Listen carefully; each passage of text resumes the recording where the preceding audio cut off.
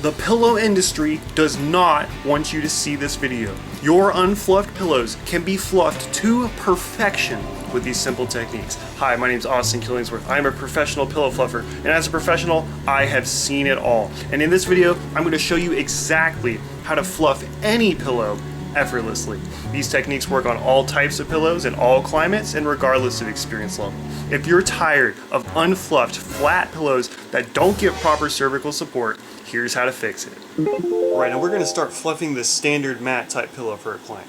We're going to start with a very simple procedure which will result in an elegant, perfectly fluffed pillow suitable for any client. Now there are many techniques and processes, but we're going to keep it simple and easily accessible with the pinch and grab technique. Now when you begin, always wear gloves.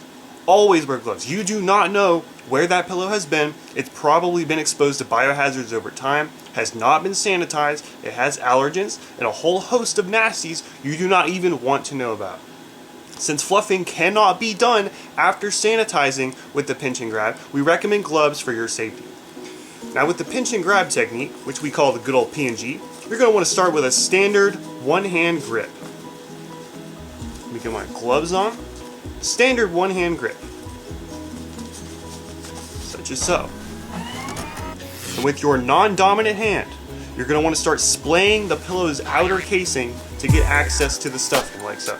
Then you're going to start ripping and pulling the stuffing into the flattened areas. Now, I said your non-dominant hand. If you're ambidextrous, well, I don't know what to tell you. You're probably going to have to find the other technique easier.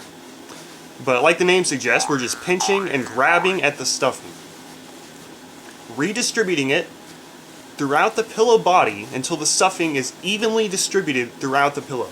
Now this particular client, the middle section of this pillow body is very flat, so we're going to have to distribute that stuffing more into the center, but likewise, your mileage may vary.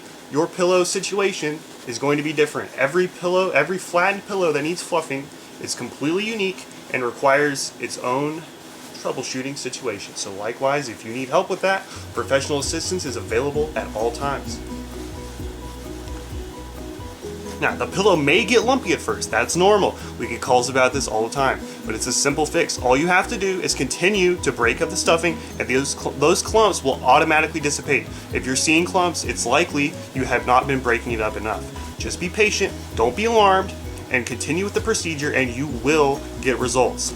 Now, if your pillow still is not fluffed after 6 months, we're looking at a likely manufacturing defect. You're going to want to call our number for professional assistance at 1-800-GET-FLUFFED.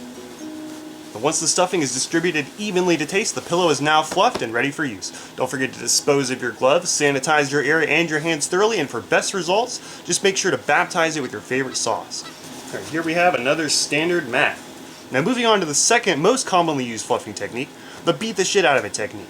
Now you're going to want to absolutely destroy this piece of shit rag that dares call itself a pillow.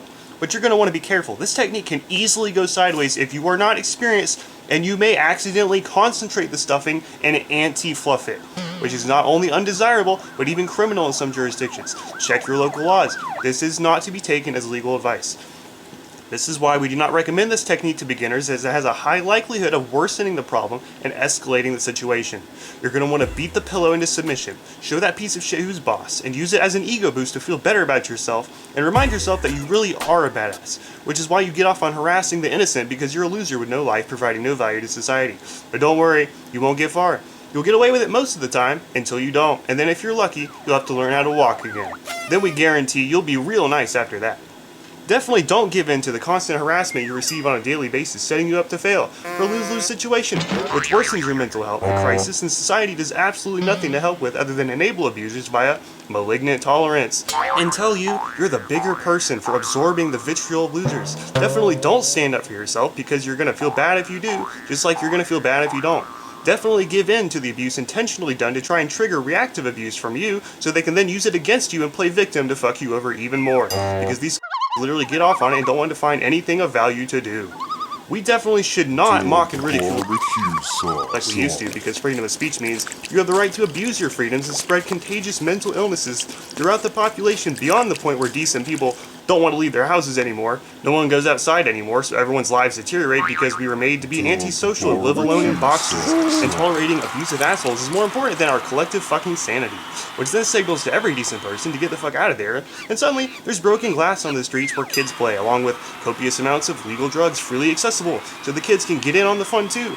And your taxes go up because you scared off all the people doing good work for free because they care, but you're too stupid to realize your own actions are causing your turmoil, so you can suffer in total ignorance. What's left of your life slowly dwindling while you blame everyone else for your own bullshit all the way until your early grave, when the ones waiting peacefully by the river will get to watch the bodies of their enemies floating down the stream along with all the legal poisons they killed themselves with, floating down the river with them and polluting the whole goddamn world with them. But God forbid you call it out and make me feel bad for being shattering my delusional grandiose self-image with a painful reality that I'm too much of a beast to face, which every other animal on Earth does easily. Barbecue sauce. So once that pillow is fluffed, you're going to want to dump barbecue sauce on it for good luck.